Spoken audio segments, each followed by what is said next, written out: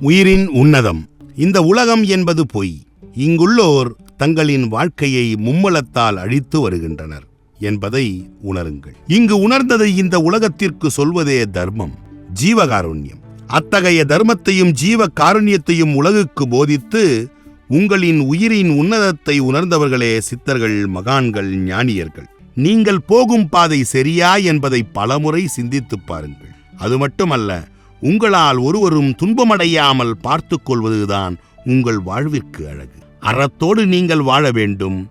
உங்களுக்கானவர் என்று யாரையும் எண்ணாதீர்கள், யாரையும் நினையாதீர்கள், யாரையும் நம்பாதீர்கள். ஆதலின் உங்களின் மனதை தனித்தே ஆற்றுப்படுத்திக் கொள்ளுங்கள். மனம் சாட்சியாக இல்லாவிட்டால் பூமியில் நல்ல காரியங்கள் நடப்பதே கடினமாகிவிடும். ஆக தன்னை உணர்ந்து தன் சீவனான உயிரை பேணுவதே தவம். தன்னை உணர்ந்தவனுக்கு சிவம் எந்த நாளும் கைவசம்.